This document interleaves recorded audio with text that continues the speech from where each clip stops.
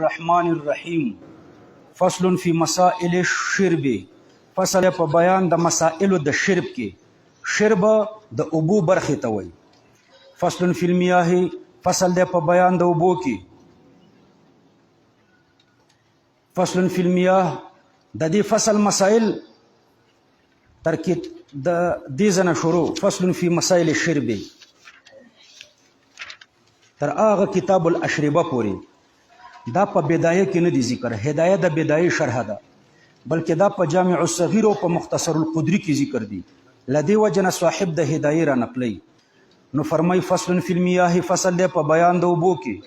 نو فرمای و اذا کان لرجل نهر او بیر او قنات، کله چې د یو سړي لختې وي یا کوی وي یا کاریز وي، فلیس له ان یمنع شیئا من الشفه، نو دته نه ده جایزه چې دا منع کی یو شی د شرب نه. نو دا څوک د سکاک نه نشي منع کولی، د کوی نه هم نشي منع کولی چې دا زما کوی دی د دې نه به اوبه نسکي، او د نیر نه هم نشي منع کولی، د لختي نه او د کاریز نه هم نشي منع کولی. شفا د ټولې دنیا حق دی. نو دا د شفي حق ټوله دنیا لري. اوس یو سړی تږی دی، وروسته به تاسو ته تفصیل راشي. یو سړی تږی دی او تا کوی دلته ویستلی دی او هغلته دي بچي دي زنانه دي. نو اوس هغه سړی دروازه درته ټکوي چې ما ته اوبه راوړه، په دې کوی کې زما د اوبو د شفي حق دی، زه تږی ما ته اوبه راوړه بهر. نو یا به ته بهر ورته اوبه وروړې او یا به سړی پرېږدې چې راشي دلته خپل ځان ته اوبه راوباسي. دا د هغه حق دی. یا هغه راپرېږده چې راشي یا ته ورته بهر اوبه وروړه.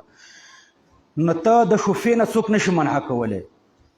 وشفة الشرب لبني آدم والبهایم. شفه څه ته وایي؟ شفه سکاک ته وایي. سکاک به یو د انسانانو دی، بل د څارویو دی. نه څاروي د سکاک نه منع کوی شي او نه انسانان د سکاک نه منع کوی شي. پوه شوئ؟ یو هم نشي منع کولی. اعلم ان المياه انواع، په دې باندې پوه شه چې اوبه دا ډېر قسمونه لري. منها ماء البحار، یو د بحر اوبه دي. بحر دا د کراچۍ بحر هم لیدلی دی. دا ځمکه 4 برخې ده، 3 برخې اوبو نیولې ده. د کراچۍ او ایران او داسې ډېره دنیا اوبو لاندې کړې ده.